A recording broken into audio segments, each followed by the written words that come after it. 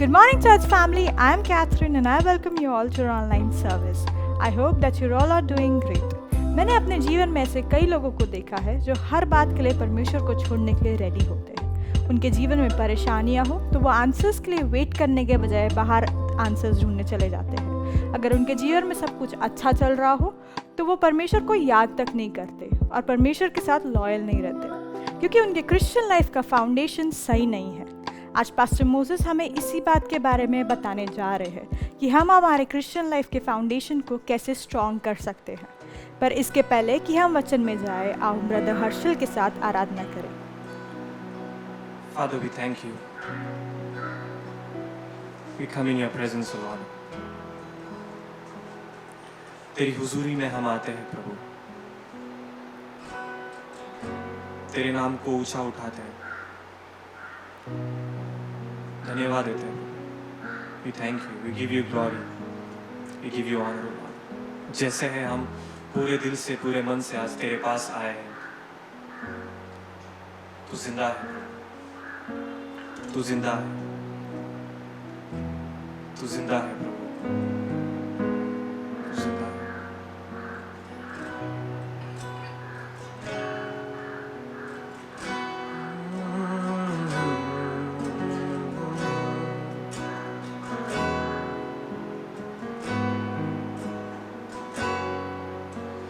जिंदा जिंदा यीशु जिंदा जिंदा जिंदा यीशु जिंदा जिंदा जिंदा यीशु जिंदा है।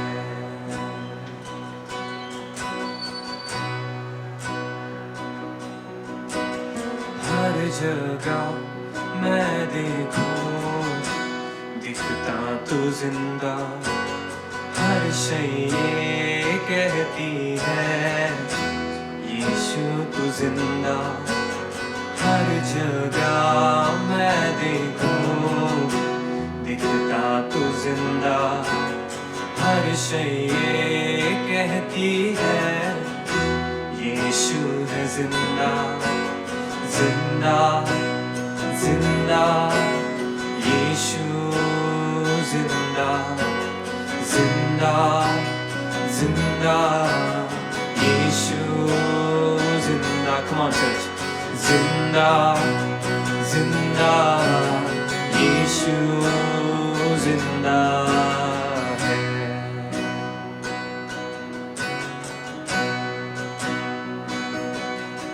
मृत्यु को मात देकर उस नूर को जलाया, जहाँ कब्र में अंधेरा तू रोशनी को लाया।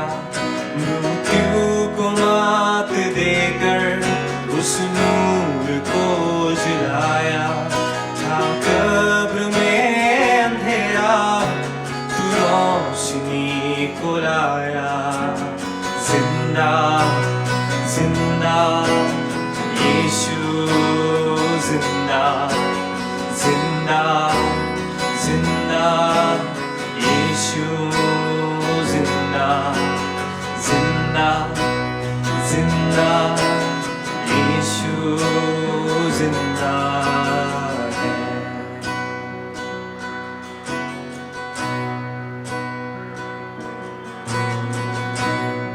हाँ प्रभु, मौत को हरा के तू जी उठा,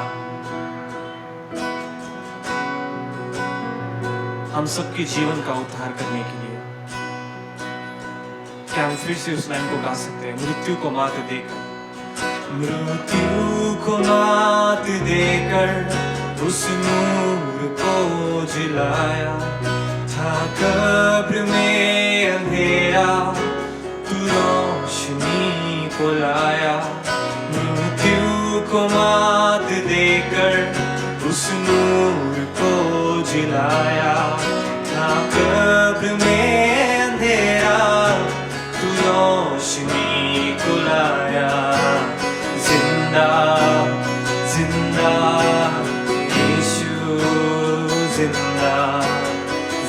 जिंदा जिंदा यीशु जिंदा जिंदा जिंदा यीशु जिंदा है।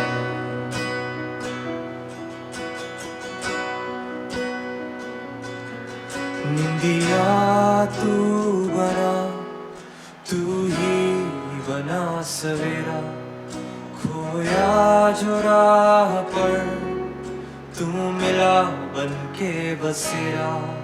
निंदिया तू बना, तू ही बना सवेरा, खोया जो राह पर तू मिला बन के बसेरा। निंदिया निंदिया तू बना, तू ही बना सवेरा, खोया जो राह पर तू मिला बन के बसेरा। जिंदा जिंदा यीशु जिंदा जिंदा जिंदा यीशु जिंदा। Come on, church, sing it with me. जिंदा जिंदा यीशु जिंदा है। हर जगह मैं देखूं, हर जगह मैं देखूं, दिखता तू जिंदा। हर शय ये कहती है यीशु तू जिंदा। हर जगह मैं देखूं, दिखता तू जिंदा। हर शय ये कहती है यीशु तू जिंदा जिंदा जिंदा यीशु जिंदा जिंदा जिंदा यीशु जिंदा। Come on, church. जिंदा जिंदा यीशु जिंदा जिंदा जिंदा यीशु जिंदा जिंदा जिंदा यीशु जिंदा जिंदा जिंदा यीशु जिंदा है। यीशु जिंदा है, यीशु जिंदा है। हाँ प्रभु, तू जिंदा है, कल आज हमेशा और सर्वदा तू जिंदा रहेगा प्रभु। सचमुच प्रभु, मृत्यु को मात देकर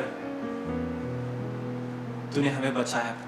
उस कब्र में से तू जी उठा प्रभु, तेरी रोशनी हम सबके जीवन में तू लाया। तू जिंदा है, तू जिंदा है खुदा, तू जिंदा है। हम तेरा धन्यवाद देते हैं।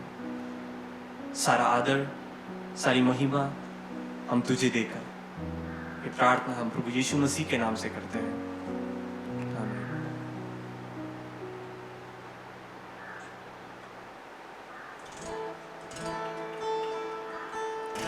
वाह, प्रेज द लॉर्ड चर्च।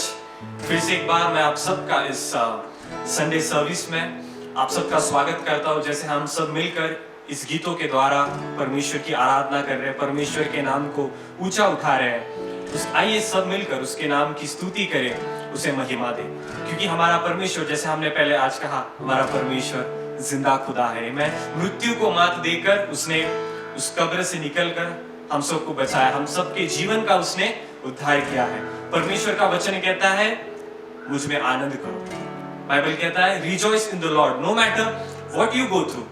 वो चाहे आप आज मुसीबत में है, मुश्किलों में है, पर परमेश्वर का वचन कहता है मुझ में आनंद करो, है ना, मेरी स्तुति करो। जैसे भजन संहिता में लिखा है sing praise unto the Lord, sing तहिला अनटू द लॉर्ड। तहिला ये एक हिब्रू वर्ड है, प्रेस का, स्तुति का, महिमा का। तेहिला ये हिब्रू वर्ड है और आज जिस गीत को हम गाने वाले हैं उसका नाम है तेहिला। मैं प्रभु को धन्यवाद देना चाहूंगा कि प्रभु ने इतना अच्छा गीत मेरे जीवन में दिया और आशा करता हूँ कि इस गीत के द्वारा आप आशीषित हो।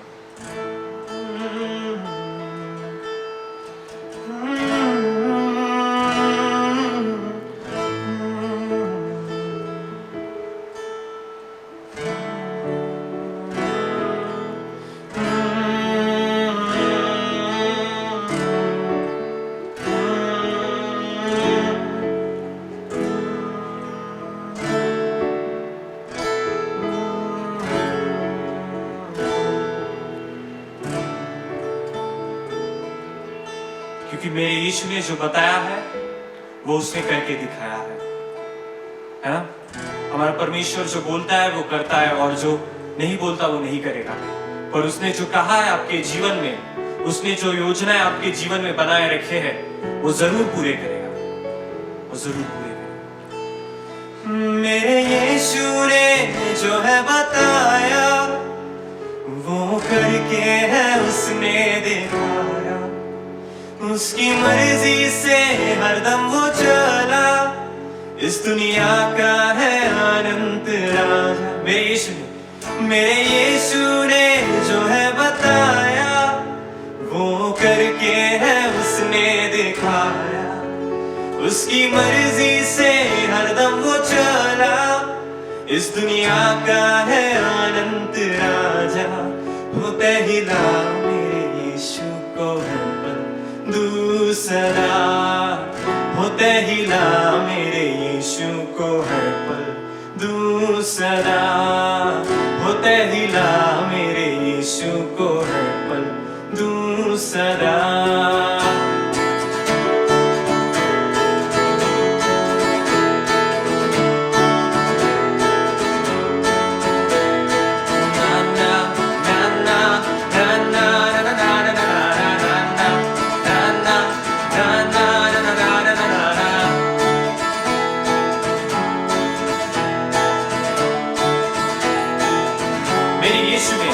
मेरे यीशु ने जो है बताया वो करके है उसने दिखाया।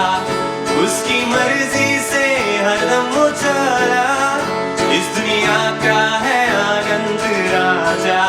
वो पहला मेरे यीशु को हर पल दूसरा, वो पहला मेरे यीशु को हर पल दूसरा, वो पहला मेरे यीशु को हर पल दूसरा।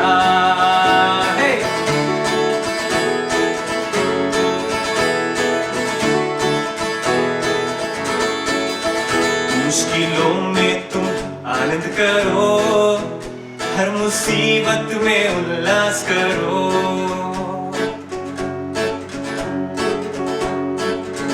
मुश्किलों में तुम आनंद करो, हर मुसीबत में उल्लास करो।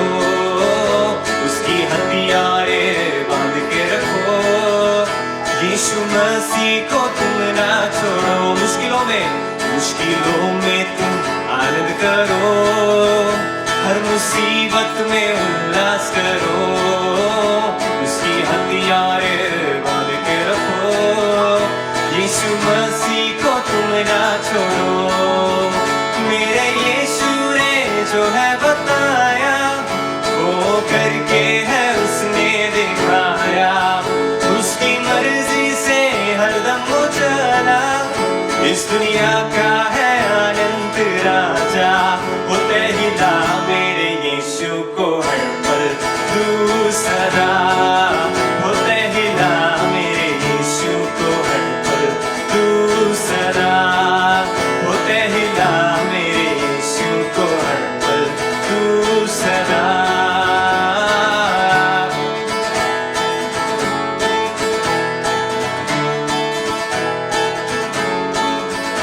एक दूजे से तुम प्यार करो, जैसे उसने है तुमसे किया।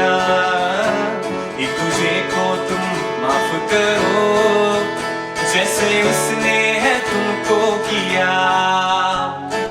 हो सकता है आपके जीवन में आज भी ऐसे लोग हैं जिनसे आप नफरत कर रहे हैं, है ना?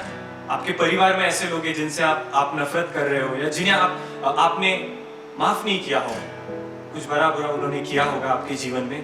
पर परमेश्वर का वचन कहता है एक दूसरे से प्यार करो जैसे मैंने तुमसे किया है।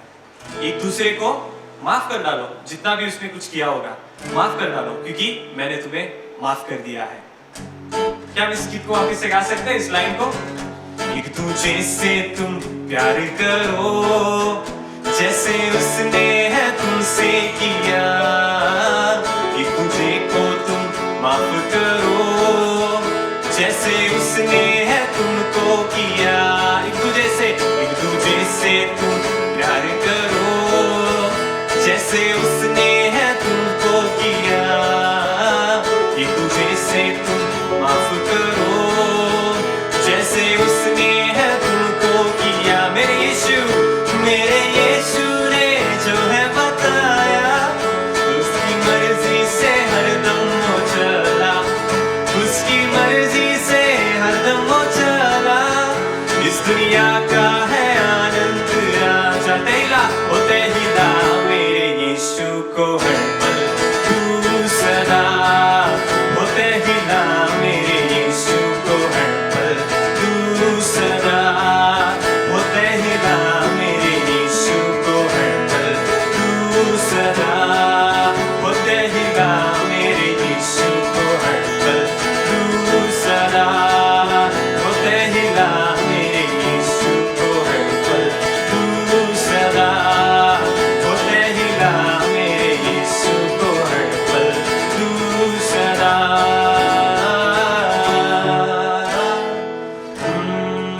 होते हिला मेरे यीशु को हर पल दूसरा, होते हिला मेरे यीशु को हर पल दूसरा, होते हिला मेरे यीशु को हर पल दूसरा।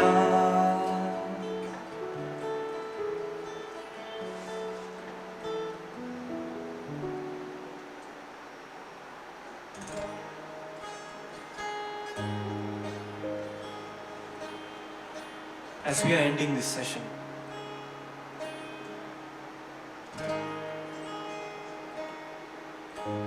let us pray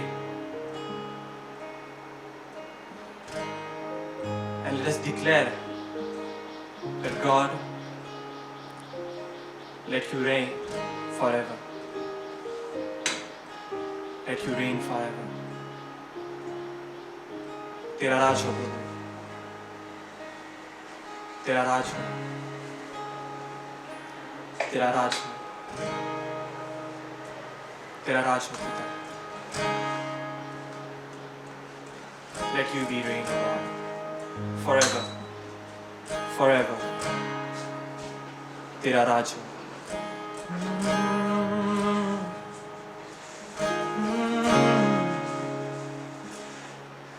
तू राज करे, तू राज करे, तू राज करे सारी दुनिया पे, घुटने टिके सारे घुटने टिके, घुटने टिके यीशु नाम के लिए।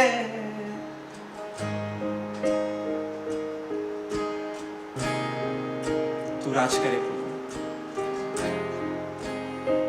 Every knee shall bow in the name of Jesus. हर एक घुटना टिकेगा, हर जुबान कहेगी यीशु तू ही खुदा है, यीशु तू ही खुदा है। Can we sing that? तू राज करे, तू राज करे, तू राज करे सारी दुनिया पे, घुटने टिके सारे घुटने टिके, घुटने टिके यीशु नाम के लिए।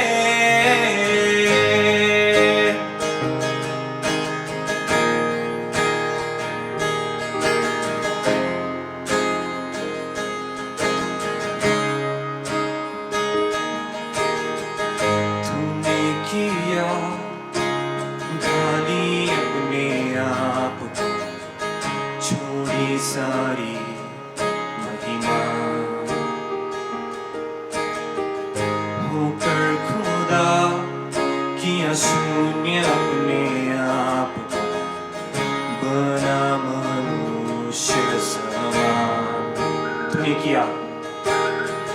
तूने किया खाली अपने आप को, छोड़ी सारी महिमा,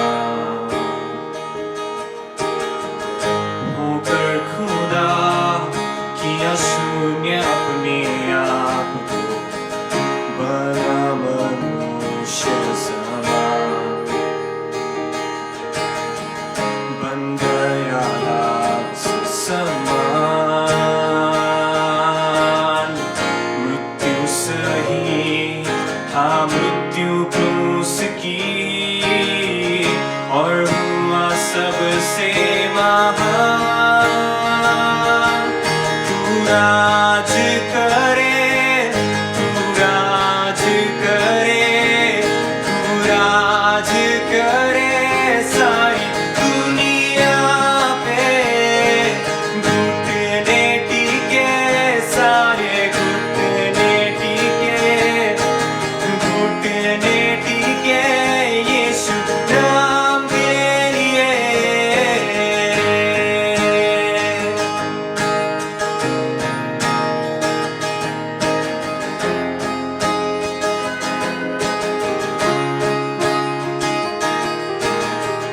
आसमानों में है स्थिर तेरा सिंहासन, पराक्रमी खुदा, महिमा से अब फैले तेरा शासन, कदमों में सारा जहां, सजदे में हर इंसान, वध जो हुआ निर्दोष में बना, तेरा है सारा अधिकार। तू राज करे, तू राज करे, तू राज करे सारी दुनिया पे, घुटने टिके सारे घुटने टिके, घुटने टिके यीशु नाम के लिए।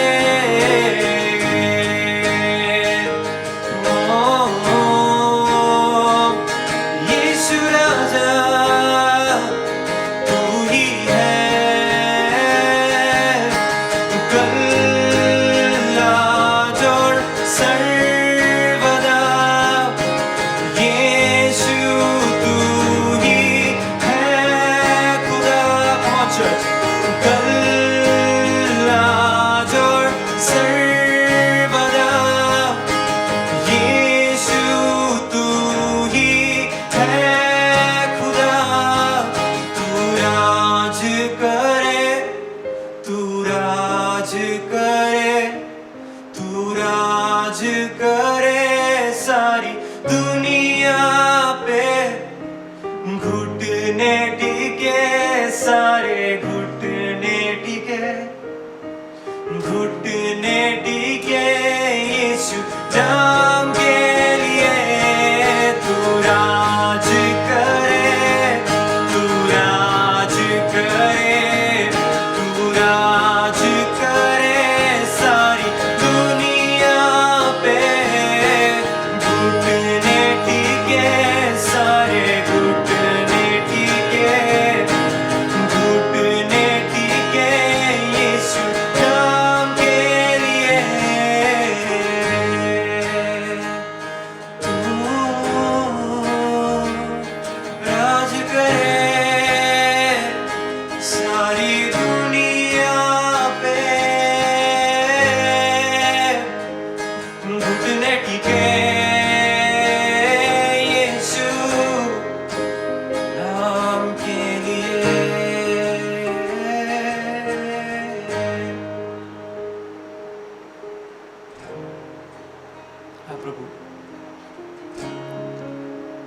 तू राज करे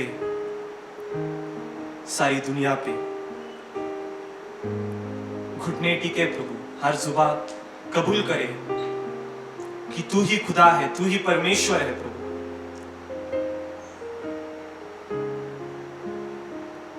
थैंक यू लॉर्ड। धन्यवाद देते हैं प्रभु कि तेरी दया हम लोगों पर है, वो दया जो कभी कम नहीं होती। हम तेरा धन्यवाद देते हैं प्रभु कि आज तेरी उपस्थिति हम सबके बीच में थी। ये हमारी प्रार्थना है प्रभु तुझसे, ये हमारी दुआ है कि तू राज करे इस दुनिया पे। प्रभु तू राज करे कल, आज, हमेशा हमेशा तू राज करे। तेरा राज्य जैसे स्वर्ग में है प्रभु, वही पृथ्वी पे आए प्रभु, इस धरती पे आए, तू राज करे। We thank you Prabhu, thank you Lord for your presence, thank you for your mercy, thank you for your grace O Lord, thank you for being so kind to us O Lord, thank you। सारा आदर हम तुझे देते हैं, सारी महिमा हम तुझे देते हैं, और ये प्रार्थना हम प्रभु यीशु मसीह के नाम से करते हैं, आमीन। हाय, प्रेज लॉर्ड। प्रभु यीशु मसीह के नाम में मैं आपका स्वागत करता हूँ। मैं प्रभु को धन्यवाद देता, ये समय प्रभु ने हमको दिया कि हम एक साथ आ सके। मैं आपसे कहना चाहता, यदि आपके परिवार के लोग आजू बाजू में कहीं बैठे हैं, आप उनको सब एक साथ लेकर आ जाएं, क्योंकि परमेश्वर के वचन में से आज कुछ बातों को हम देखने जाएंगे। कुछ बातों को हम धीरे से बारीकाई से समझने की कोशिश करेंगे। वचन खोलकर ज़्यादा हम बातचीत करेंगे। मैं आपको एक संदेश, एक मैसेज ऐसा कुछ नहीं देना चाह रहा, मगर मैं आपसे बात करना चाह रहा हूँ प्रभु के वचन में से, और पवित्र आत्मा इस बातचीत में अपना ज्ञान उंडेले। पवित्र आत्मा हमारी आंखों को खोले, हमारी समझ को खोले कि हम समझ सके इन अंत के दिनों में जब हम रह रहे हैं। अब यीशु मसीह का आना नज़दीक है। सारी घटनाएं, सारी बातें चिल्ला कर कह रही है यीशु का आना नज़दीक है। ऐसे समय में आपको पता है और फोकस लाइफ हमको जीना है। ऐसे समय में केंद्रित जीवन हमको जीना है। हमें पता है बहुत सारी चीज़ें संसार में छूट जाएगी, सब छूट जाएगा। अब बस यीशु का आना है, वो हमको अपने साथ लेकर जाएगा। मगर ऐसे समय में ऐसी सारी घटनाएं, ऐसी सारी चीज़ें होने के पहले यीशु मसीह ने कुछ बातों का खुलासा किया। अंत के दिनों के विषय में अपनी कलीसिया, अपने लोग, अपने चुने हुए लोगों से कहा, देखो इन बातों पर ध्यान रखना। मैंने तुमको पहले से बता दिया है, इसलिए इन बातों पर ध्यान रखना। चर्च, मैं आपसे कहना चाहता, यीशु मसीह ने जो बातों को बताया उस पर ध्यान रखो। अपने मन में उन बातों को बनाए रखो। संसार के खिंचाव, चीजें हमें बहकाने ना पाए। दुष्ट बड़ी चालाकियां इस्तेमाल कर रखा है। जो दुनिया में है उनको दुनियावी चीजें में फंसा रखा है। जो कलीसिया में है उनको कलीसिया में उधेड़ बुंद में, अलग अलग बातों में, डाइवर्जेंस में फंसा रखा है। और वो सारी प्रयत्नों में, सारी कोशिशों में एक ही बात करना चाह रखा है कि कैसे न तैसे जहां वो जाए वो अपने साथ चुने हुओं को ले जा सके। जहां वो जा रहा है, अर्थात बाइबल का वचन कहता है नरक शैतान और उसके दूतों के लिए है, और उसकी लगन है, उसका लक्ष्य है कि वो प्रभु के बेटे बेटियों को, अर्थात हमें, वो खींच के वहां ले जा सके, कैसे ना तैसे रीति से। मगर परमेश्वर के ब्यूटीफुल प्लान्स है, प्रभु की सुंदर योजनाएं हैं उसके चुने हुए बेटे बेटियों के लिए, उसके चुनी हुई संतानों के लिए। और मैं कुछ बातें आपको बताना चाहता हूं आज प्रभु के वचन में से, आप ध्यान से सुनना। मत्ती रचित सुसमाचार इसके 24वें अध्याय में 25वें वचन में, मत्ती 24वें अध्याय के 25वें वचन में यीशु मसीह कहता है, see I have told you beforehand. देखो मैंने तुमको पहले से बता दिया है। चर्च, यीशु ने हमको पहले से बता दिया। पवित्र आत्मा ने यीशु मसीह के मुख से निकला हुआ ये एक लाइन मत्ती से कहा, इसको लिख दे, एक सेपरेट इसको लिख दे, क्यों? ताकि लोग जान जाए यीशु मसीह ने पहले से बता दिया, और क्या बताया है उसको पकड़ ले, उन चीजों को पकड़कर जिंदगी ये समय में हम जी नहीं पाए। सुनो, मैं आपको जो बातें मैं आपसे कह रहा हूं, मैं आपको खुलासे में समझाना चाहता हूं। कुछ समय पहले, कुछ दिन पहले मेरे ब्रदर इन लॉ के वाइफ का मुझे फ़ोन आया और उसने मुझे वो एक ग्रुप को, उसने क्रिश्चियन ग्रुप को उसने ज्वाइन की, बाइबल स्टडी का एक ग्रुप को, और उन लोगों ने उसको मैसेज भेजा और तब तुरंत उसने मुझको वो मैसेज फॉरवर्ड किया और मैं आपको वो पढ़कर बताना चाहता, आप ध्यान से सुनो। वो मैसेज है कि प्रलय से पहले प्रभु यीशु दूसरी बार आएंगे, अब तबाही शुरू हो गई है, जिसका मतलब है कि प्रभु यीशु लौट आया है। प्रभु यीशु अब लौट आया है, यह नहीं कि वो जल्द वापस आ रहा है। आपदा आ गई है और यह इस बात का प्रमाण है कि यीशु लौट आया है। ऐसे कि जब हम किसी व्यक्ति को छींकते और बहते हुए नाक देखते हैं तो ऐसा नहीं है कि वह व्यक्ति ठंड को पकड़ने वाला है, बल्कि यह है कि वह पहले ही सर्दी पकड़ चुका है। एक और उदाहरण, अब हम देखते हैं कि पत्ते अंकुरित हो रहे हैं और घास पृथ्वी से उग रही है। इसका मतलब यह नहीं है कि वसंत आ रहा है, लेकिन वसंत पहले ही से आ चुका है। आप समझ रहे, ये बाइबल स्टडी का नाम देकर ये ग्रुप में वो लोग ये मैसेज पास कर रहे हैं और मैसेज में वो कह रहे हैं यीशु आ गया है, और वो एग्जाम्पल से यूज करके बता रहे हैं कि यीशु आ गया है। सुनो मेरी बात ध्यान से। यीशु मसीह ने मत्ती 24वें अध्याय में बहुत क्लियरली बता दिया। यीशु मसीह ने 23वें वचन में कहा, then if anyone says to you look here is the Christ और there do not believe it. यीशु मसीह ने क्लियर कह दिया, यदि कोई कहेगा ना यहाँ यीशु है, वहाँ यीशु है, उधर यीशु आ गया, उनका विश्वास मत करना। ये बात मैं क्यों आपको बता रहा हूं, सुनो। कलीसिया में दो प्रकार के लोग हैं, एक मैच्योर्ड क्रिश्चियन, दृढ़ मसीही, दूसरे लापरवाह मसीही। ये वे मसीह है जो क्रिश्चियन परिवारों में पैदा हुए, क्रिश्चियन कहलाते हैं, मगर बाइबल नहीं पढ़ते, वचन के साथ समय नहीं बिताते, गहराई में प्रभु के साथ उतरते नहीं गए। पौलुस का वचन है, कहता है जब कुलुसियों की पत्री में लिखता है तो कहता, जिस यीशु को तुमने अपना जीवन दे दिया उसी यीशु में जड़ पकड़ते जाओ, दृढ़ता को पाते हुए मजबूती में और अधिक गहराई में यीशु के साथ रिश्ते में बढ़ते जाओ। एक झुंड है चर्च में, एक झुंड है मसीह का झुंड क्रिश्चियनिटी में, जो प्रभु यीशु मसीह के साथ रिश्ते की मजबूती में बढ़ते चले जा रहे हैं और प्रभु को जानना चाहते हैं और प्रभु के लिए दीवाने हैं और प्रार्थना जीवन में मजबूत होते चले जा रहे हैं और दिल से बाट जो रहे हैं प्रभु आने के लिए।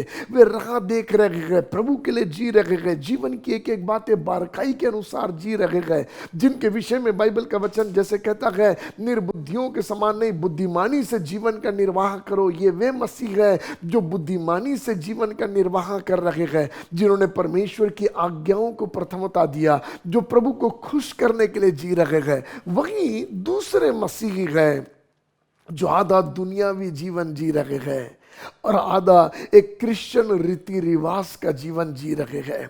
ये दोनों भी राज्य के बच्चे हैं। ध्यान से सुनना, मैं राज्य के बच्चों से बात कर रहा, मैं दुष्ट के बच्चों से बात नहीं कर रहा। मगर वे राज्य के बच्चे जो बलवंत हैं वे तो टिके रहेंगे क्योंकि उन्हें सत्य का वचन मालूम है, मगर वे राज्य के बच्चे जो आत्मिक जीवन के प्रति लापरवाह हैं, मसीही परिवार में पैदा हुए मगर मसीह से रिश्ता नहीं बनाया, वे बच्चे, वे परिवार के लोग, वे जवान, वे पति पत्नियां जो क्रिश्चियन तो कहलाते हैं मगर रिश्ता यीशु मसीह के साथ नहीं बनाया, उद्धार का स्वाद नहीं चखा है, वे लोग डेंजर में हैं। सुनो, मैं आपको क्या बताना चाह रहा। यीशु मसीह ने कह दिया, ऐसे लोग आएंगे जो तुमको बताएंगे यीशु आ गया है, उनकी बातों पर विश्वास मत करना।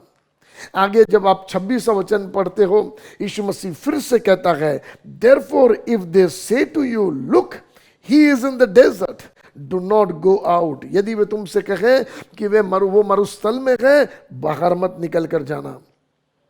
और look, he is in the inner room, do not believe. वो कहता है यदि वो कहेंगे वे भीतर के कमरे में है, विश्वास मत करना।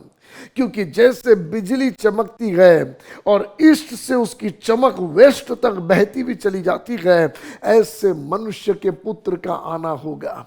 बाइबल का वचन कहता जब यीशु आएगा एक धमाका होगा, पृथ्वी पर का कोई भी नहीं रहेगा जिसको पता नहीं चलेगा। ये लिखा है पहला थिस्सलुनी की किताब इसके 5वें अध्याय में क्लियरली लिखा है, जो अंधकार में जीवन जीते हैं उन पर वो दिन चोर के नहीं आएगा, मगर तुम पर नहीं, क्योंकि तुम ज्योति की संतान हो। तुम पर वो दिन चोर के नहीं आएगा, मगर तुम पर वो प्रकट होगा। इसलिए मत्ती 25वें अध्याय में जो 10 कुंवारियां तैयार बैठी हुई थी यीशु मसीह से मिलने के लिए, बाइबल बात करती है उनको मालूम था वो रात दुल्हा आने वाला है। क्या समझाना चाह रहा मैं आपको? मैं आपसे कह रहा सुनो, दिन कठिन है, समय बुरा है, हालात बड़े बुरे हैं। ऐसे समय अपने यीशु के साथ रिश्ते में और गहराई में बढ़ने के लिए इच्छा करो और नजदीक बढ़ने की इच्छा करो। समय बिताओ बाइबल के साथ, वचन के साथ समय बिताओ। यीशु को जानने के लिए अपने आप को दो, क्योंकि यह समय है दुष्ट बहकाना चाह रहा। मत्ती 24 की शुरुआत में यीशु मसीह जब बात करता है, जब वो पर्वत पर बैठ गया तो यीशु मसीह बात करके पहला चीज कहता है, and Jesus answered and said to them, 4th verse में लिखा है, take heed that no one deceive you. ध्यान रखो कोई तुम्हें भरमाने ना पाए, तुम्हें धोखा ना देने पाए। प्लीज ध्यान से सुनना, ध्यान से सुनना। दुष्ट जो है ना वो प्रॉब्लम देकर आपको यीशु से दूर करना चाहता है, या आपको भरपूरी देकर यीशु से दूर करना चाहता है। वो हर कोशिशें कर रहा है कैसे न तैसे मनुष्य को यीशु से दूर कर दूं, चुने हुए बच्चों को प्रभु से दूर कर दूं। वो सारी कोशिशें करेगा, कभी तत्व ज्ञान की बातें, फिलॉसफी की बातें, बड़ी भेद की बातें, या कभी कभी कभी आपको चमत्कार देकर, कभी आपके लाइफ में अद्भुत कामों को कर कर, कभी आपको बड़ा धन देकर, कभी वो चीजें जो आप पाना चाहते हैं, ऐसे मकसदों को आपको मिलने देकर आपको यीशु से दूर करने की कोशिशें करेगा। कभी आपको दुख देकर, सताव देकर, ताकि आप ये कहें कि क्या मिल रहा यीशु के पास आने के बाद। आपको दुख और तकलीफ देकर यीशु से दूर ले जाने की कोशिश करेगा कि आप यीशु के विरुद्ध बलवा करें, या आपको संसार का सुख चैन आराम देकर यीशु से दूर ले जाने की कोशिश करेगा कि आप यीशु से दूर हो जाए। उसका सारी कोशिशों का अंत फल यही है कि वो मनुष्य को प्रभु से दूर ले जाना चाहता है। सुनो, जो बात मैं आपको बता रहा आपको समझ में आएगा। कुछ भी चीज होता है आपके जीवन में, कुछ भी चीज, आप चिंताओं में घेरे जाते हैं, बीमारियां मनुष्य के ऊपर वार करती हैं, कर्जे में इंसान फंस जाता है, परेशानियों में आ जाता है, और वार काय पे होता मालूम? आपकी प्रार्थना संगति पर, प्रार्थना जीवन पर। आप यीशु मसीह के साथ उस संगति में, उस फेलोशिप में बैठने नहीं पाते। सडनली प्रेयर लाइफ इफेक्ट हो जाता, बस पता नहीं हालात ना सुधर नहीं रहे, और ना अब प्रार्थना का मन भी नहीं करता। अरे हालात नहीं सुधर रहे तो और प्रार्थना करना है, यदि तकलीफ में पड़ी है तो और प्रभु के सामने घुटना टेकना है। मगर रिवर्स होता है, मालूम क्यों? क्योंकि दुष्ट बड़ी चालाकी से इन चीजों को हथकंडा बनाकर इस्तेमाल करके आपको और मुझको यीशु से दूर रखने की कोशिश करता है। ऐसे समय में जो प्रभु यीशु मसीह में दृढ़ मसीह है, जिनके मसीही बुनियाद सही है, जिनके लाइफ के फाउंडेशंस राइट है, सही बुनियाद उन्होंने अपने जीवन में डलने दिया है, वे लोग समस्याओं में दूर नहीं मगर और यीशु से जाकर लिपट जाते हैं, वे और गहराई से उसको पकड़ लेते हैं। दुष्ट चालाकी के साथ में बर्ताव करता है और हमें प्रभु से दूर ले जाने की कोशिश करता है। सुनो, मैं आपको कुछ बताना चाहता हूं। बाइबल का वचन बड़ा क्लियरली बात करता है इन कुछ बातों के विषय में, जिसकी ओर मैं आपके ध्यान को ले जाना चाहता हूं। बाइबल का वचन कहता है मत्ती 24वें अध्याय के जब यीशु मसीह ने बात किया 23वें वचन में, फिर 25 और 26 हमने पढ़ा। मैं आपका ध्यान 24 वचन की ओर ले जाना चाहता। मत्ती 24 का 24, जहां कहता, सुनो, false Christ and false prophets will arise and show great signs and wonders to deceive, if possible, even to elect. झूठे मसीही, झूठे भविष्यद्वक्ता उठ खड़े होंगे और भयंकर चिन्ह चमत्कार करेंगे ताकि लोगों को भरमा दे, लोगों को भटका दे। सुनो, इतना करेंगे कि चुने हुओं को भी भरमा दे। यीशु मसीह के मुख के शब्द हैं, हो सके तो चुने हुओं को भी भरमा दे। सुनना मेरी बात, जिन लोगों ने अपने जीवन की बुनियाद सिर्फ आश्चर्य कर्म को बना के रखा है और जिनके मन की कल्पनाएं उनसे बात करके ये कहती है, ऐसा परमेश्वर प्रभु यीशु है जो भयंकर आश्चर्य कर्म करता, बड़े अद्भुत काम करता है। कह भाई, हम बहुत जगह गए और बहुत जगह हमने सारी कोशिशें की मगर कहीं कुछ नहीं मिला, मगर जब यीशु के पास आए ना तो यीशु के पास हमारी बीमारी का इलाज मिल गया। हाँ, बहुत सही, प्रभु का धन्यवाद। मगर सुनो, वो बीमारी की चंगाई मसीही जीवन का फाउंडेशन नहीं है, वो बहुत महत्वपूर्ण भाग है। यीशु मसीह ने भी हमारी चंगाई को महत्व दिया, इसलिए 39 कोड़े खाए, बदन से मांस नोच जाने दिया, लहू बह जाने दिया, मगर वे चंगाइयां आपके मेरे जीवन की, मसीही जीवन की बुनियाद नहीं है। मगर वो चंगाइयां आपको और मुझको इंट्रोडक्शन देती है उस यीशु का जिसमें हमने चंगाई को पाया है। वो हमारी सहायता करती है कि हम दुनिया से नजर हटाकर ये जानने पाए, देयर इज वन गॉड, एक ऐसा परमेश्वर है जिसमें मेरे लिए सारी बातों का इलाज है। और जब मैं चंगाई पा जाता हूं तो वो चंगाई मुझे यीशु के बारे में बात करती है, और जब यीशु के बारे में बात करती है तो मुझे चाहिए उस यीशु को जानना। वो कौन है, वो प्रभु कौन है, वो यीशु कौन है, वो कैसा है। और जब उस यीशु को हम जानना शुरू करते हैं, वो यीशु को जानना मसीह की जीवन का फाउंडेशन है। प्लीज सुनो ध्यान से, पवित्र आत्मा आपकी मदद करे। यीशु मसीह को जानने में नंबर 1 स्टेप है हमारा साल्वेशन, हमारा उद्धार, हमारे पापों की क्षमा की प्राप्ति। बाइबल का वचन कहता है कुराजिन से, और बाइबल का वचन कहता है बेतसैदा से। जहां बाइबल का वचन कहता है, मत्ती 11वें अध्याय के 20 वचन से आगे पढ़ोगे तो वचन कहता है, हाय कुराजिन, हाय बेतसैदा, जो आश्चर्य कर्म तुम में किए गए, यदि वे सूर और सैदा के देश में किए जाते तो वो कब का टाट ओढ़कर मन फिराते और पश्चाताप करते।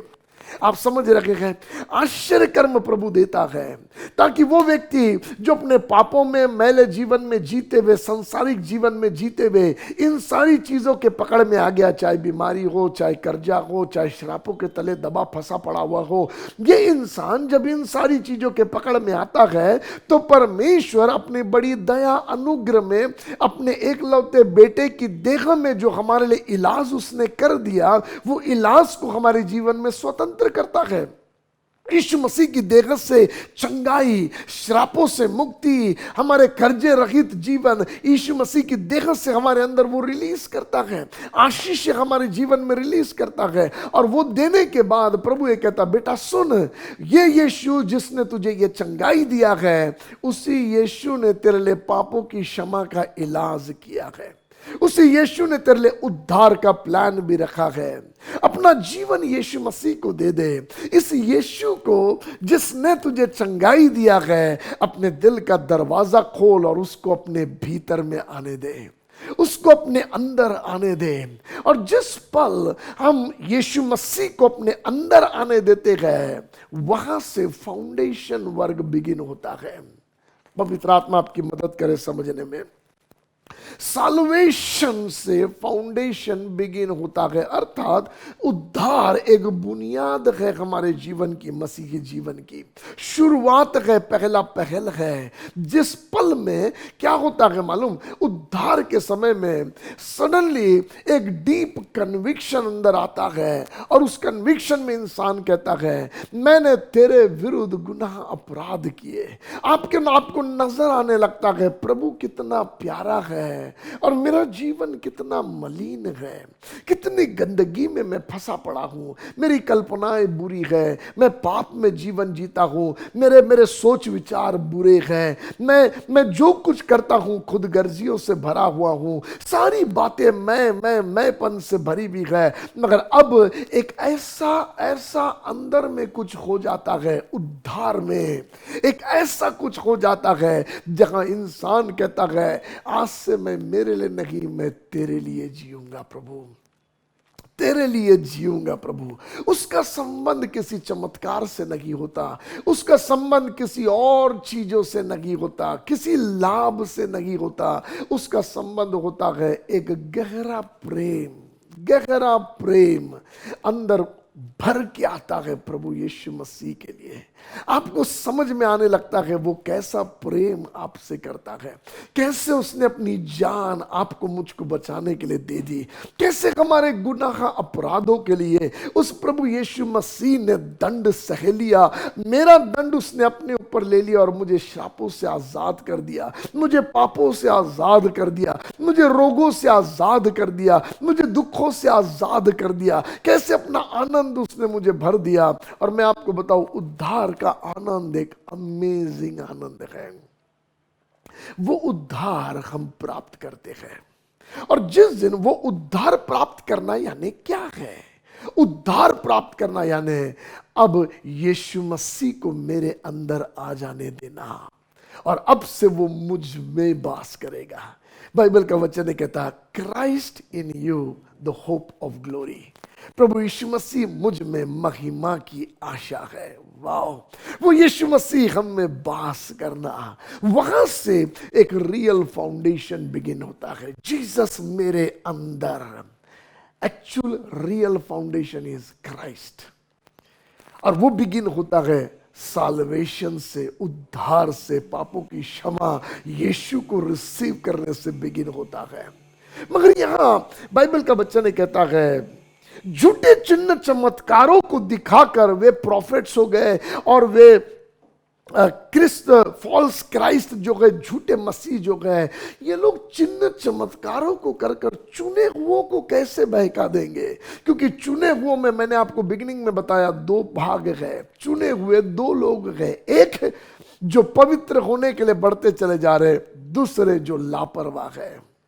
उन लापरवाहों को बहका देना चाहता है, कमजोरों को बहका देना चाहता है चिन्ह चमत्कारों के द्वारा। ध्यान से सुनो, पवित्र आत्मा आपकी मदद करे, बहका देना चाहता है। मैंने कहा पापा ये चुने हुए क्यों बहकेंगे? इसलिए क्योंकि चुने हुओं ने फाउंडेशन गलत बनाया है, अपने जीवन की बुनियाद उन्होंने गलत बनाया है। उनके जीवन का बुनियाद है चिन्ह चमत्कार। उन्होंने यीशु मसीह से रिश्ता सिर्फ चमत्कारों को पाने के लिए रखा है। प्लीज सुनना ध्यान से, क्योंकि बहुत लोग आज सिर्फ चमत्कार पाने के लिए यीशु के पीछे दौड़े चले जा रहे हैं। सुनो, चमत्कार पाना है तो दौड़ो यीशु के पीछे, चमत्कार पाना है तो मांगो यीशु से, गलत नहीं है, मगर वहां रुको मत, उतने पर रिश्ता बांधे मत रखो। मुझे मिल गया आश्चर्य कर्म बस, मुझे मिल गया छुटकारा बस, मुझे मिल गई आशीष बस, अब मैं दुनिया में सुख से जीऊंगा। ना ना ना, सुनो, वो चमत्कार आपको चिल्लाकर कहता है जिसने तुझे आश्चर्य कर्म किया वो तेरा यीशु तुझ में आकर रहना चाहता है, वो तुझ में आकर वास करना चाहता है और वो तेरे जीवन का फाउंडेशन बनना चाहता है। इसलिए पौलुस ना जब अपने लोगों को कलीसिया में पत्र लिख लिख कर भेज कर सिखाता है तो उन लोगों से यह बात बहुत गंभीरता से कहता कि सुनो, हमने यीशु मसीह के अलावा दूसरा कोई बुनियाद तुम्हारे जीवन में नहीं डाला है। और जब हमने यीशु नाम की बुनियाद डाला है, उसके ऊपर तुम रद्दे पे रद्दा रखते जाओ। किसी ने सोने का रखा, किसी ने चांदी का रखा, और किसी ने अनमोल पत्थर का रखा। ये वे लोग हैं, ध्यान से सुनना, सोना चांदी अनमोल पत्थर, ये वे लोग हैं जो मैच्योरिटी की ओर बढ़ रहे हैं। मगर उसके बाद दूसरे 3 लोगों के बारे में लिखा है, और ये वे लोग हैं जिन्होंने काठ का, भूस का और लकड़ी का लिखा है। बाइबल का बच्चा ने कहता है ये दूसरे 3 लोग जो है, इन्होंने जल जाने वाले चीजों का रद्दा यीशु मसीह बुनियाद के ऊपर में रखा है। आज मैं आपसे पूछना चाहता, यदि क्राइस्ट आपके लाइफ का फाउंडेशन है, तो आप किन बातों के लक्ष्य में आगे बढ़ रहे हो, किन चीजों पर ध्यान है, यीशु मसीह में से आप क्या पाना चाहते हैं अपने आप के लिए। जब आप जीसस की ओर देखते हैं, आपका हार्ट, आपका माइंड, आपका डिजायर, आपके अंदर की तड़पन क्या पाना चाहती है, अपने आप के बारे में सोचो। जब आप यीशु मसीह के साथ आगे बढ़ना चाहते हैं, बहुत तेरे लोग हैं जब यीशु मसीह के साथ आगे बढ़ना चाहते हैं, वे चिन्ह चमत्कारों के पीछे सिर्फ दौड़ते चले जा रहे हैं। मैं उसके खिलाफ नहीं हूं, मगर मैं आपको ये बता रहा वो बुनियाद नहीं है। मगर कुछ लोग हैं जिनके, जो पौलुस जैसे लोग हैं, वे लोगों का लक्ष्य यीशु मसीह का चिन्ह चमत्कार नहीं, उनका लक्ष्य यीशु है। यीशु, ओ पवित्र आत्मा आपकी मदद करे। आपको मालूम, बीते दिनों में मैं बाइबल में अध्ययन कर रहा, ये चीज़ें मेरे अंदर में चल रहा है जो मैं आपसे भी बात करना चाहता हूँ। ये बातें मेरे अंदर चल रही है। मैं अपने मित्रों से, अपने दोस्तों से भी बात कर रहा था। मैंने कहा, पापा, यदि पौलुस ने इतने पत्रियों को लिखा है, पौलुस ने, जब आपको मालूम था कि पौलुस न्यू टेस्टमेंट लिखने वाला है और यीशु मसीह के इतने गहरे रेवलेशन पौलुस लिखने वाला है, तो फिर आपने पौलुस को थोड़ा 10-20 साल पहले यीशु मसीह के टाइम में क्यों नहीं पैदा किया? जब 12 चेले जिस समय में थे, उसी टाइम में, यीशु मसीह के टाइम में आपने पौलुस को क्यों नहीं पैदा किया?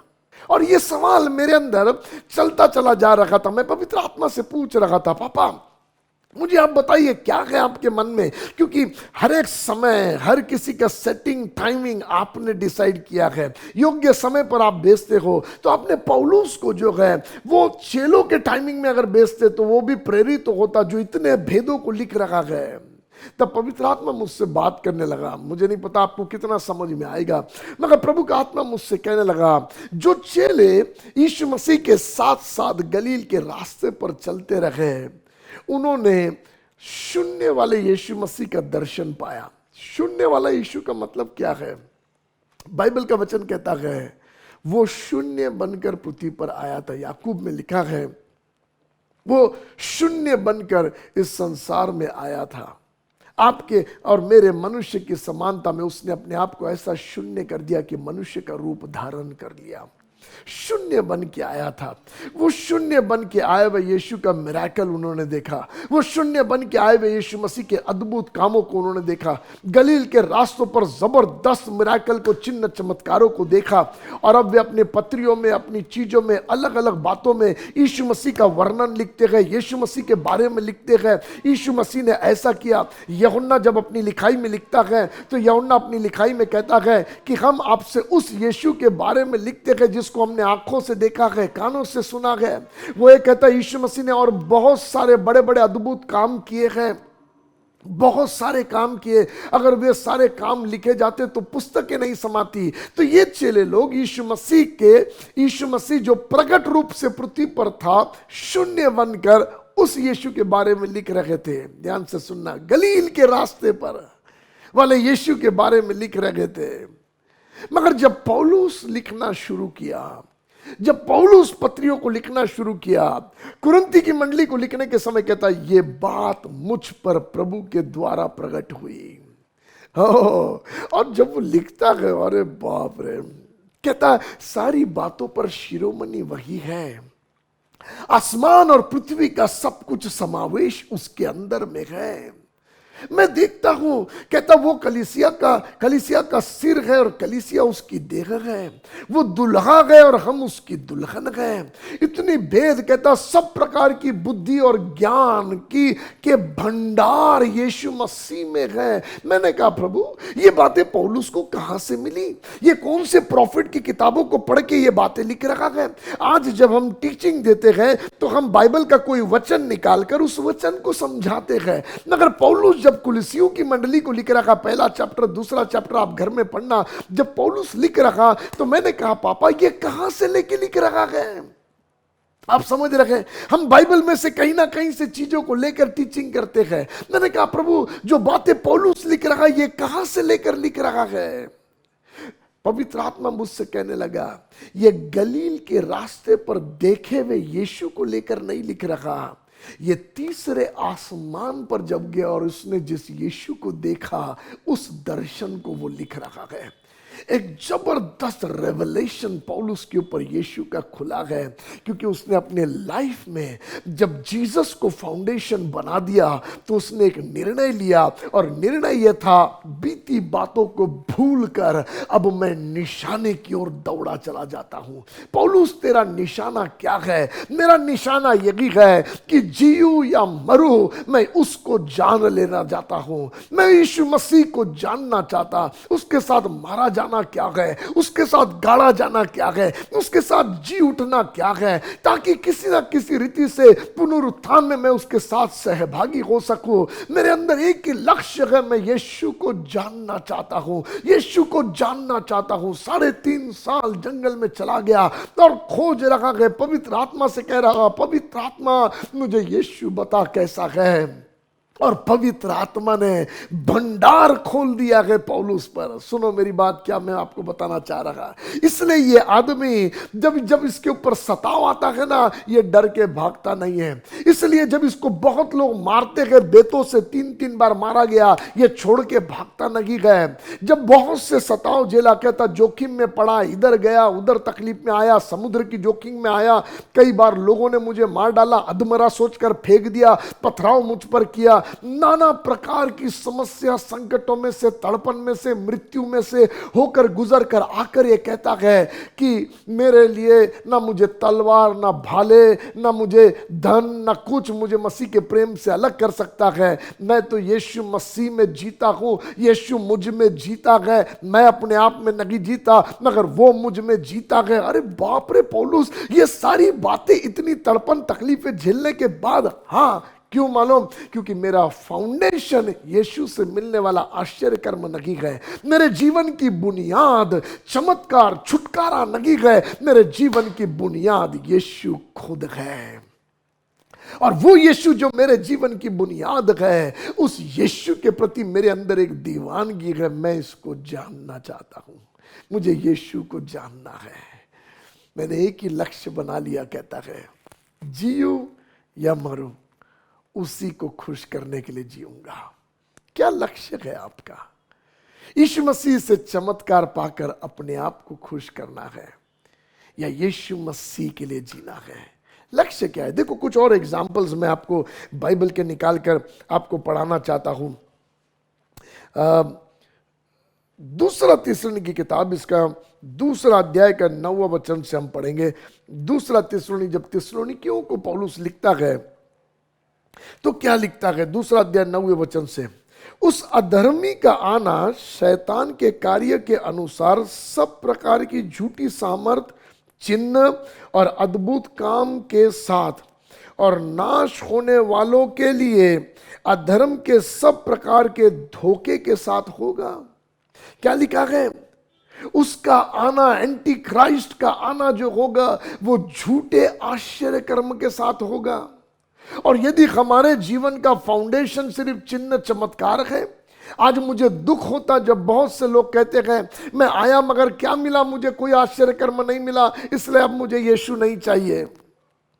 वो याईर के घर से एक व्यक्ति दौड़ के आया था और जब उसकी बेटी मर गई तो याईर से कहता, याईर तेरी बेटी मर गई, अब यीशु को जाने दे, गुरु को तकलीफ मत दे। इसका मतलब तू यीशु को सिर्फ चमत्कार के लिए बुलाना चाह रहा था। इसका मतलब यीशु मसीह को बुलाने का मकसद सिर्फ चमत्कार था तेरा। हेलो, पवित्र आत्मा आपकी मदद करे समझने के लिए क्या लक्ष्य है, क्यों यीशु आपको आपकी जिंदगी में चाहिए, क्यों यीशु मसीह चाहिए। इसलिए क्योंकि वो आशीष देता है, जरूरतें पूरी करता, चमत्कार देता है, या मेरे अंदर एक भूख और प्यास है, मैं उसके लिए जीना चाहता हूं। देखो बाइबल का वचन ये कहता, प्लीज सुनो ध्यान से, बाइबल का वचन कहता, जो हम दूसरा थिस्सलुनीकी की किताब इसका 2 अध्याय का 9-10 वचन पढ़ रहे हैं, वहां कहता है वो आएगा और झूठी सामर्थ, चिन्ह और अद्भुत काम के साथ, झूठी सामर्थ, चिन्ह और अद्भुत काम के साथ। इसका मतलब बिना यीशु मसीह के बाहर भयंकर आश्चर्य कर्म दिखाई देंगे, बड़े बड़े काम होते हुए दिखाई देंगे।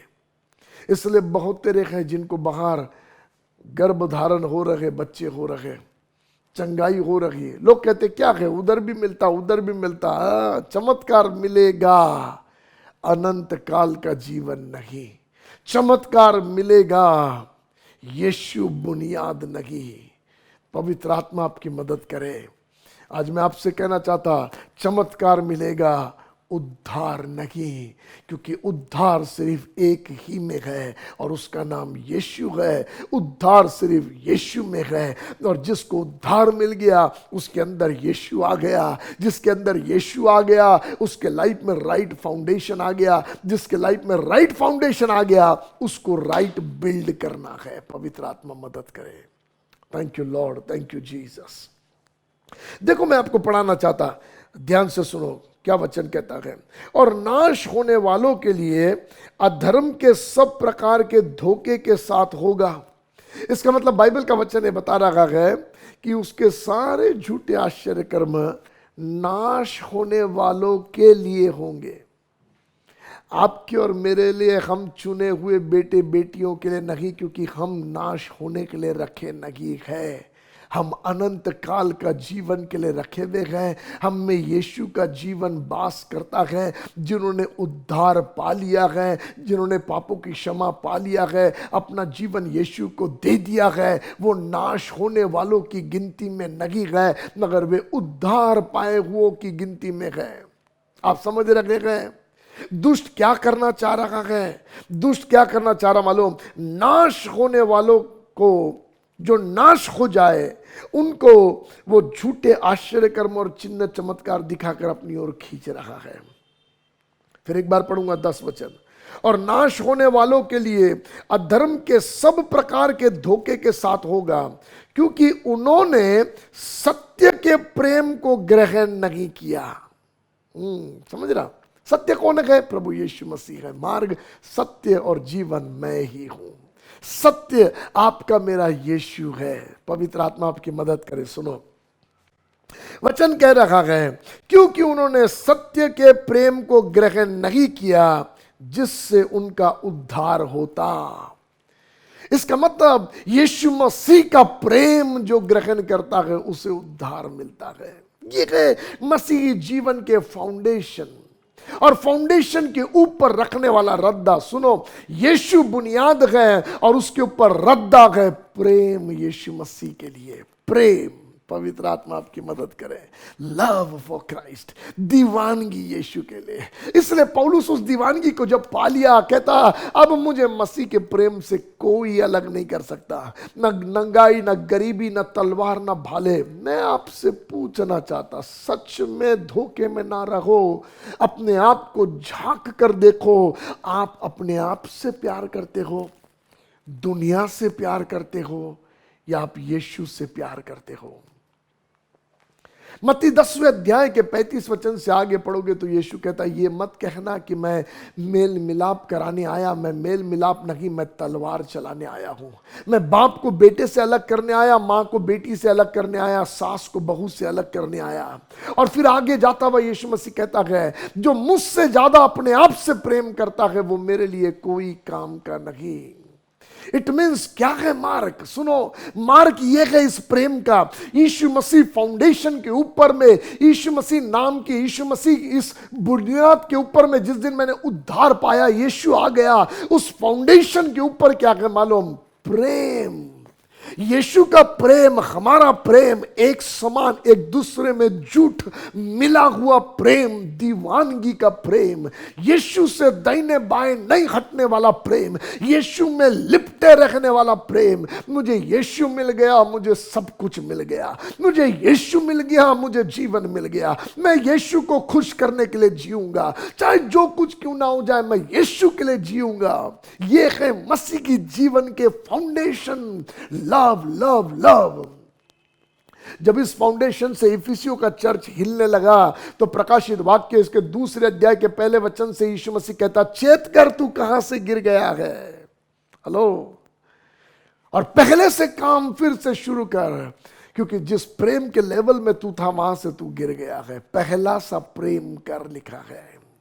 पवित्र आत्मा आज चर्च में लव रिस्टोर करे, सेल्फ सेंटर्डनेस को दूर करे, परमेश्वर का फायदा अपने लाभ के लिए लेने वाला स्वभाव कलीसिया में से निकाल दे, चुने हुओं में से निकाल दे।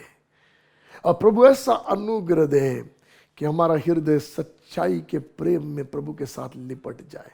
सच में प्रभु से प्रेम, सच्चा प्रेम, ओ प्रभु सच्चा प्रेम में लिपट जाए। प्रभु से कहे, Lord I need this foundation पिता। यदि मेरे जीवन में चिन्ह चमत्कार, प्रभु से मिलने वाला लाभ बुनियाद है, तो वो लाभ तो बाइबल का वचन कहता है झूठा भविष्य वक्ता भी करेगा। वो लाभ तो एंटी, वो ये चीजें अद्भुत काम लिखा है, अद्भुत काम, भयंकर चिन्ह, सामर्थ, ये सारी चीजें वो झूठा एंटी क्राइस्ट भी तो करेगा, बाइबल का वचन कहता है। मगर ये उन लोगों के जीवन में होगा जो नाश होने वाले हैं। और वो क्यों नाश होने वाले हैं? क्योंकि उन्होंने सत्य के प्रेम को ठुकरा दिया है, जिसको पाते यदि तो उद्धार पा लेते लिखा है। ओ पवित्र आत्मा मदद करे आपकी। सत्य के प्रेम को मत ठुकराओ, उसमें उद्धार है। सत्य के प्रेम को मत ठुकराओ। मैं आपसे कहना चाहता, वो सत्य का प्रेम उपलब्ध है, वो सत्य बाहें फैलाए आपके लिए खड़ा है, उसका प्रेम आपके लिए उपलब्ध है। बुद्धिमानी से अपने जीवन के प्रति सोचिए और ये जानो, दुष्ट बहका देना चाहता है। अंत के दिनों में ऐसा होगा, चुने हुए को बहका दे, ऐसी कोशिशें होगी। देखो आगे वचन क्या कहता है, सत्य के प्रेम को ग्रहण नहीं किया जिससे उनका उद्धार होता, और इसी कारण परमेश्वर उनमें एक भटका देने वाली सामर्थ को भेजेगा ताकि वे झूठ पर विश्वास करें। बाप रे, आप समझ रहे हैं? Because they have rejected. Now सुनो, किसके बारे में यह बात हो रहा है? राज्य की संतानों के बारे में नहीं, नाश होने वाली संतानों के बारे में। पवित्र आत्मा आपकी मदद करे। मगर नाश होने वाली संतानों के साथ धोखे में राज्य के बच्चे भी फंस जाते हैं। पवित्र आत्मा मदद करे आपकी। धोखे में राज्य के बच्चे भी नाश होने के लिए रखी हुई संतानों के साथ फंस जाते हैं। आपको नहीं पता, नूह के दिनों में राज्य के बच्चे भी फंस गए थे नाश होने के लिए। तो परमेश्वर जल प्रलय लाकर, क्योंकि उन दिनों में हम जानते हैं कि किस प्रकार के लोग रह रहे थे। उन दिनों में बाइबल का वचन कहता है कि दानव राक्षस लोग थे और बहुत पाप पृथ्वी पर बढ़ गया था। निरंतर लोगों के मन में पाप की कल्पना उठती थी और राज्य के कमजोर बच्चे दुष्ट के बच्चों के समानता में जीवन जीने लगे। और जल प्रलय में दुष्ट की संतानों के साथ राज्य की संतानें भी खत्म हो गई, बर्बाद हो गई। और यहां पर सुनो, पवित्र आत्मा यहां पर ये जो वचन है, ये वचन बात कर रखा है वे लोग जो विनाश होने के लिए रखे गए। बाइबल का वचन कहता परमेश्वर उनके मन में भी भटका देने वाली सामर्थ को भेजेगा ताकि वे झूठ पर विश्वास करें।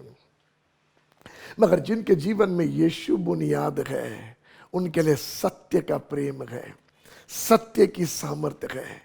मगर जिनके जीवन में सत्य का प्रेम नहीं, जिनके लाइफ का फाउंडेशन क्राइस्ट नहीं, भटका देने वाला स्पिरिट उनको झूठ पर बिलीव के लिए लेकर जाएगा।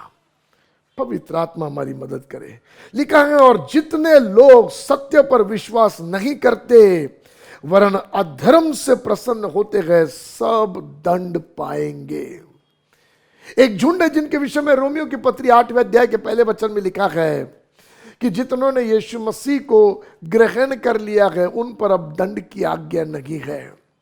ये वो झुंड है जिन्होंने क्राइस्ट को अपने लाइफ का फाउंडेशन बना लिया, सत्य के प्रेम को रिसीव कर लिया, उन पर दंड की आज्ञा नहीं। मगर ये वे लोग हैं दूसरे जिन्होंने क्राइस्ट को रिसीव नहीं किया, उसके मिरेकल रिसीव किए, आश्चर्य कर्म रिसीव किए, फायदा रिसीव किया, मगर क्राइस्ट को रिसीव नहीं किया।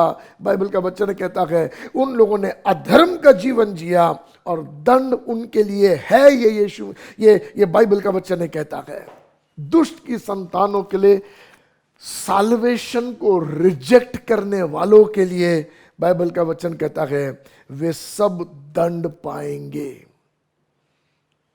पवित्र आत्मा हमारी आंखों को खोलने पाए, हम चीजों को समझ सके। व्यवस्था विवरण इसके 13 अध्याय के 1 से 3 वचन में लिखा है।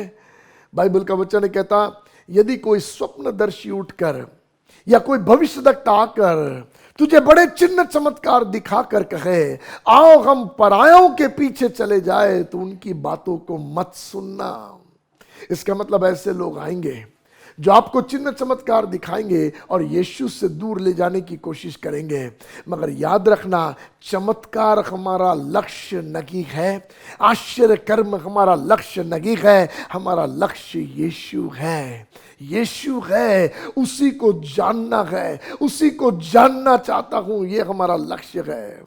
पवित्र आत्मा आपकी मदद करे। गहरे भेद प्रभु अपने बच्चों पर इन दिनों में प्रकट कर रखा है। सुनो, बाइबल का वचन कहता है, और आपको एक भाग पढ़ाऊंगा यशाया की किताब,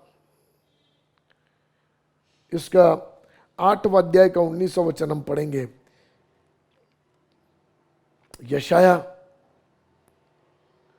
इसका 8वां अध्याय का 19वां वचन, यहां लिखा है जब लोग तुमसे कहे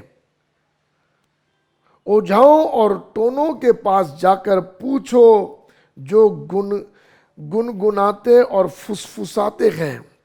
सुनना प्लीज ध्यान से, जब लोग तुमसे कहें ओझाओं और टोनाओं के पास जाकर पूछो जो गुनगुनाते और फुसफुसाते हैं, तब तुम ये कहना क्या प्रजा को अपने परमेश्वर ही के पास जाकर ना पूछना चाहिए।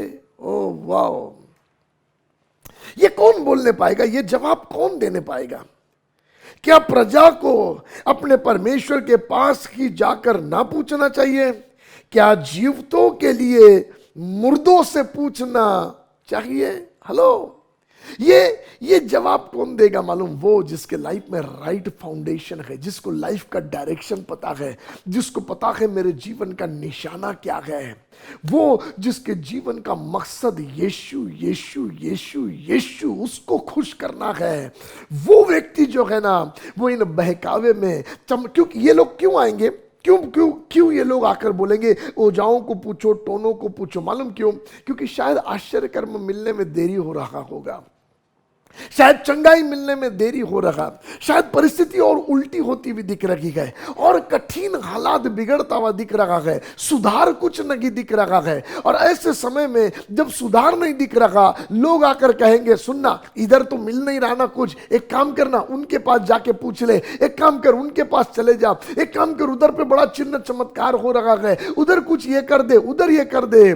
तब ऐसे लोग ऐसे समय में जो मजबूत है प्रभु में, सही बुनियाद में, वो कहेंगे क्या हमें सिर्फ प्रभु के पास नहीं जाना चाहिए?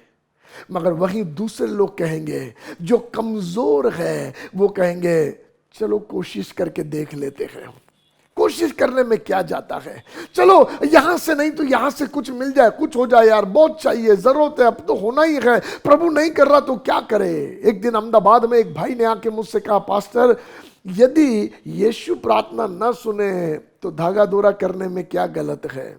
ओ, तेरे जीवन का बुनियाद क्या है? तेरे जीने का मकसद क्या है? तेरा लक्ष्य क्या है? जिंदगी में हासिल क्या करना चाहता है तू? मैं आपसे पूछना चाहता हूं, संसार में कुछ मिले या ना मिले, इस दीवानगी में आ जाओ। मैंने बहुत से सपने अपने आप के बारे में रखे होंगे, बहुत कुछ बटोरने के बारे में मैंने सोचा होगा, मगर यदि वो ना भी मिले तो मैं यीशु तुझ में बना रहूं, मुझे ये बल मिले। तेरे प्रेम से मैं हटने ना पाऊं, तेरे प्रेम में सिद्ध बना रहूं। इस बात को बताऊंगा, लास्ट पार्ट को बड़े ध्यान से सुनना। शैतान ने बड़ी चालाकी से अपने राज्य में नाम रखे हैं। उसने देखा परमेश्वर के राज्य में प्रेम नाम है, परमेश्वर प्रेम है। उसने भी अपने राज्य में प्रेम रखा, मगर गंदा, शारीरिक, दुनियावी, मैला, गंदा, और उसको नाम प्रेम रखा। आप समझ रहे हैं? इधर भी विश्वास है, उसने भी इधर विश्वास रखा है। हम इन टोना, इन सब चीजों पर विश्वास करें, दुनियावी बातों पर विश्वास करे। इधर भी उसने विश्वास की नाम रखा है। इधर भय का आत्मा है परमेश्वर के राज्य में, उसने भी अपने राज्य में भय का नाम इस्तेमाल किया। आप यदि बाइबल में अध्ययन करते जाओगे ना, तो उसने अपने किंगडम में सेम नाम रखा है, संसार में सेम नाम है। एंड देन कई बार जो कमजोर मसीही लोग हैं, उनको समझ नहीं पड़ता परमेश्वर का प्रेम क्या है और दुनियावी प्रेम, दुष्ट का प्रेम, दोनों में अंतर क्या है। और जब ये अंतर पता नहीं चलता तो हम कहते प्रेम तो है, मगर सुनो मेरी बात, दुनियावी प्रेम, संसारिक प्रेम मसीह के लिए सताव झेलने में, तकलीफें उठाने में, टिकने में सहायता नहीं करेगा। मगर मसीह के लिए सताव झेल कर भी टिकना है। कुछ ना मिले, जवाब समझ में नहीं आ रहा, हालातें सुधर नहीं रहे, ऐसी परिस्थिति में भी यीशु मसीह में रिश्ते में बने रहने हैं। तो बाइबल का वचन कहता सिद्ध प्रेम की जरूरत है। सिद्ध प्रेम, यीशु नाम की बुनियाद पर सत्य का प्रेम जो है, वो सत्य का प्रेम सिद्ध प्रेम है। दुनियावी प्रेम सिद्ध प्रेम नहीं। और मैं कहता आपसे अपने अंदर झांक कर देखो, जैसे दाऊद ने कहा, हे प्रभु मुझ में झांक कर देख, कोई ऐसी छल की बात तो नहीं। ऐसे आज हमें चाहिए कि हम प्रार्थना करें, प्रभु मुझ में झांक कर देख, मेरी आंखों को खोल कि मुझ में दुनियावी प्रेम है, मैं दुनियावी प्रेम की बुनियाद पर तुझसे प्रेम करता हूं, या मुझ में सिद्ध प्रेम है, सत्य का प्रेम है, सिद्ध प्रेम है। कौन सा प्रेम है जहां मैं कह सकूं यीशु मसीह के साथ दुखों में सहभागी होना मेरे लिए सौभाग्य है। ओ, ये कैसे लोग थे जिन लोगों ने मार खाने के बाद भी बोला, जिन्होंने मार खाया और मार खाने के बाद में कहते गए ये हमारा सौभाग्य कि हमने यीशु मसीह के लिए दुख उठाया। बाप रे, ये कैसे लोग हैं जो यीशु के लिए दुख उठाने के लिए तैयार हैं।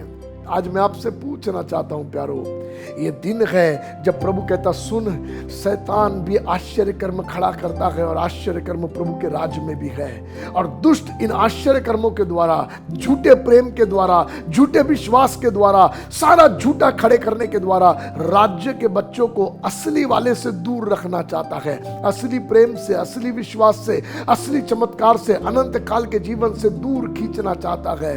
मगर ऐसे समय प्रभु ये कहता बेटा तेरे लिए फाउंडेशन है उद्धार।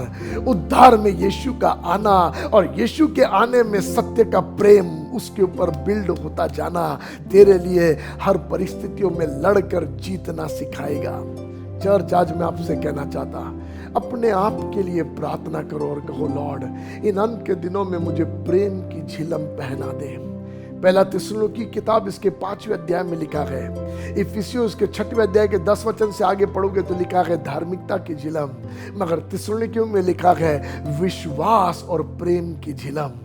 और अब समय आ गया है चर्च, हमें विश्वास और प्रेम की झिलम पहनना है। वो विश्वास नहीं जो संसार कहता है, वो विश्वास जो प्रभु की ओर से आता है। वो प्रेम नहीं जो दुनिया देता है, वो प्रेम जो प्रभु की ओर से आता है, जो हर नकारात्मक परिस्थिति में खड़े रहने का बल देता है। आइए प्रार्थना करेंगे। मेरे पापा, जो वचन आपने मुझे दिया, मैंने आपके बेटे बेटियों के साथ बांट दिया पिताजी। पिता, जितना मैं बोल सकता था मैंने बोला। आगे का पवित्र आत्मा आप समझाओ, मगर इन दिनों में कलीसिया को दृढ़ करो लॉर्ड। पिताजी बहकावे से बचा के रखो, झूठ से बचा के रखो, वचन की सत्यता में, प्रेम में, मजबूती में बुलंद करो पिताजी। और मैं प्रार्थना करता हूं लॉर्ड, राज्य के संतानों को दुष्ट बहका ना सके, सफल ना होने पाए, मगर राज्य के बच्चे बुलंद हो, मजबूत हो और पिताजी उद्धार को पाकर सत्य के प्रेम में मजबूत और स्थिर खड़े होते चले जाए। आप ऐसा होने दो लॉर्ड। जितने लोग सुन रहे गए, सत्य का प्रेम रोमियो 5:5 के अनुसार पवित्र आत्मा के द्वारा उनके हृदय में उंडेला जाए, हम सब में उंडेला जाए कि अंत तक हम वफादार बने रहे। ये प्रार्थना यीशु आपके नाम से मांगते हैं, आमीन आमीन। May God bless you.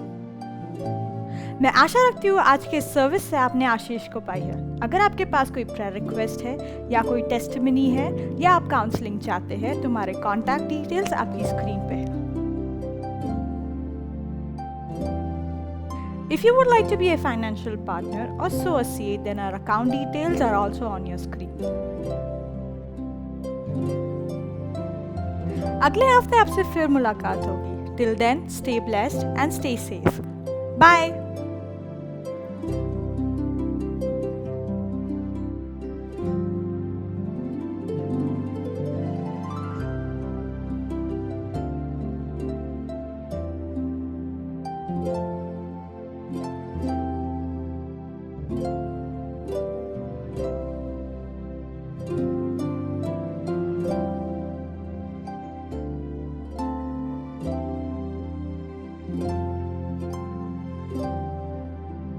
you